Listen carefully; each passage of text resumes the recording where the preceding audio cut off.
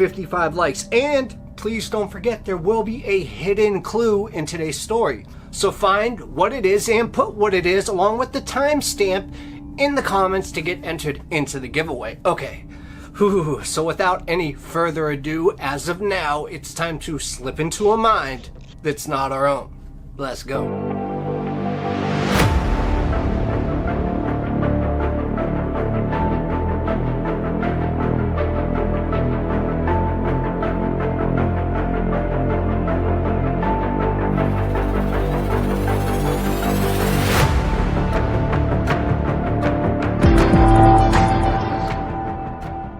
Dale Merle Nelson was a tortured soul, his inner demons brewing beneath the surface of his seemingly normal life. Living in Creston, British Columbia, he worked hard as a logger and hunted deer for sport on the side. But at home, he was anything but successful. Imprisoned and consumed by despair, alcohol became his solace, and LSD was his escape. I mean, he had a family to support, 3 children that looked up to him. Yet his drinking binges would leave them abandoned, confused, and scared. And his good moments with them would be few and far between, and only when he was sober. And in the early 1970s, a deadly combination of emotions pushed him to try to take his own life. Thankfully, he made it through alive and spent 2 months at Riverview Hospital in Coquitlam. Upon his release, the town of Creston was not prepared for what would happen next. Friday, September 4th, 1970, started out as an ordinary day in the life of Dale Nelson. He wasn't working that day, and so he drove into Creston. He purchased a 6-pack of beer and a bottle of vodka, and then proceeded to the Kootenay Hotel bar, where he hooked up with some of his hunting buddies. And he appeared in high spirits. Those buddies would later recall talking enthusiastically about the upcoming season. He also downed 8 beers in a couple of hours, but that was hardly unusual for Dale. He was walking straight and true when he left the tavern. But Nelson's next stop was the home of a friend, Maureen McKay, and he'd recently loaned Maureen his 7mm Mauser 98K rifle and wanted to know if he could have it back for a few days. He said, "I'm going hunting tomorrow," as he explained to Maureen, and Maureen, of course, returned the weapon. Nelson then drove back into town and bought several boxes of ammunition for the Mauser before convening to the King George Hotel to continue his boozing spree. He would remain there until 10:30 p.m. when the bar closed. But Nelson's friends had rented a room in the hotel and it was stocked with liquor. So Nelson would join them there for another hour and a half, drinking himself into a stupor. And when he eventually departed, it was just after midnight. A few minutes after leaving King George Hotel, Dale Nelson pulled his truck to a stop outside the home of Shirley Wazik, shared with her husband Alex and their 3 daughters, Debbie, who was 12, Charlene, who was 8, and Tracy, who was only age 7. Shirley Wazik was a distant relative of Nelson's, but the 2 of them were not exactly close, so it's uncertain why he chose this particular house. Perhaps it was because he knew that Alex Wazik was out of town, so Shirley and her daughters were unprotected.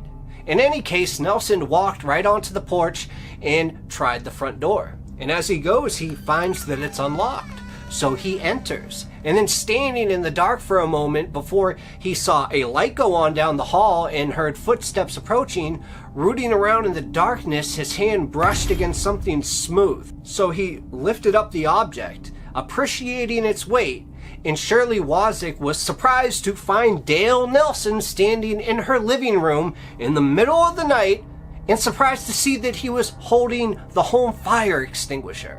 "Dale?"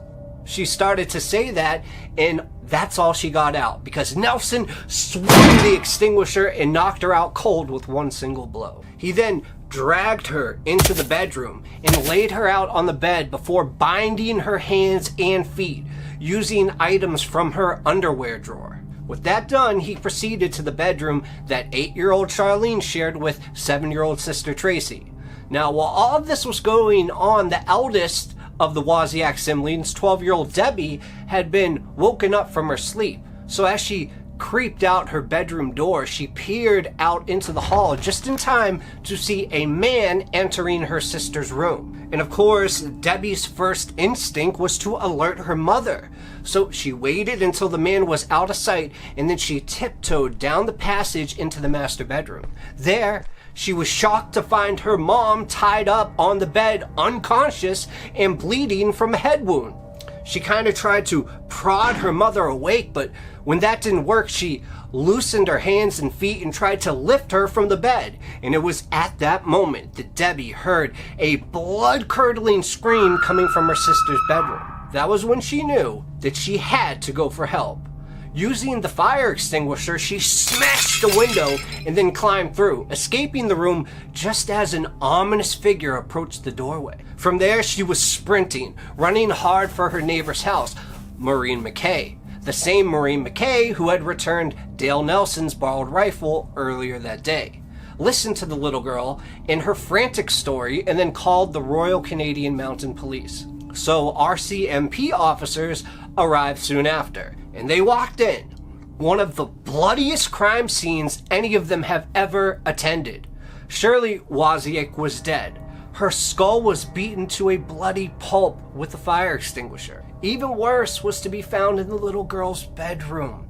7-year-old Tracy had been literally torn apart. Her abdomen ripped open from her neck to her legs, and her innards were exposed. And even more sickening was evidence that the killer had chewed on Tracy's intestines and then bolted down flesh and the half-ingested remnants of the child's last meal. And as if that was not enough, Nelson had also mutilated the little girl's face, slicing from the corners of her mouth to her ears, leaving a grotesque grin. And given these horrible mutilations inflicted on Tracy, the police did not hold out much hope for finding her sister Charlene alive. The 8-year-old was missing from the house, and there were genuine fears that Nelson had carried her away to do her whatever his sick mind wanted to conjure and do. And if he'd done so, it must have been on foot, since he had left his truck behind at the scene. That at least meant that he couldn't have got far. But time was of the essence, and the officers quickly organized themselves into a search party. Sorry guys, I forgot to mention, but this story is extremely explicit, and it's extremely hard for me to tell, so just bear with me. And the police were just about to enter the woods when Charlene emerged, severely traumatized but physically unscathed. Somehow, she'd managed to escape the killer. But there were others in danger from Dale Nelson, most specifically his own family. And that's when me, Mr. E-Files, didn't really feel like doing this bit on such a serious story, but he said, listen guys, that could be a diversion. You might not want to leave his truck. That's all I'm gonna say. They looked at me and they said, you're just a kid. You have no idea what you're talking about. We're the real pros. We're the police officers. Let us do our job. I said, okay, but you know, I will be telling the story in the future years, and if you mess this moment up, it could indeed affect more lives. With this in mind, officers scrambled for their vehicles and raced for the Nelson residence, where they woke up a startled Annette Nelson from sleeping and told her to round up the boys. They were being placed in protective custody, but unfortunately, the Mounties had failed to secure the crime scene. By the time they returned to the Wozniak residence 15 minutes later, Nelson's truck was gone. So too was the body of Tracy.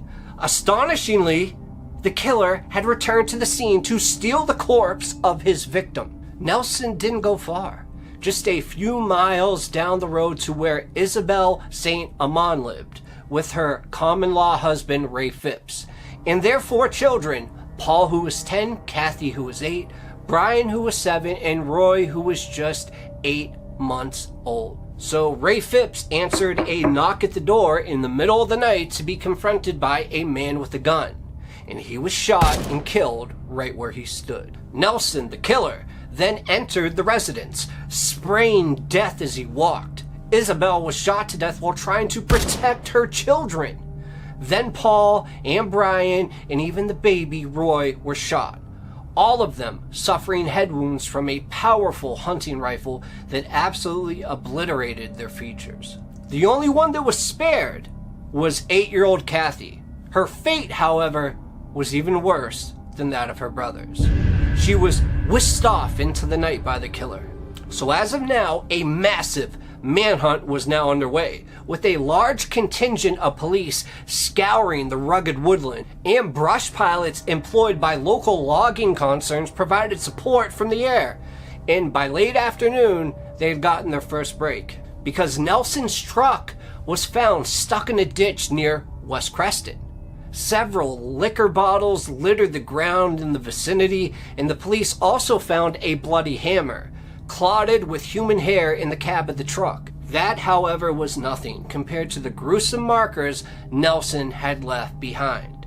Tracy Wozniak's dismembered remains were found scattered all throughout the area. Not to mention that Nelson had decapitated her corpse, hacked off her arms and legs, ripped open her ribcage.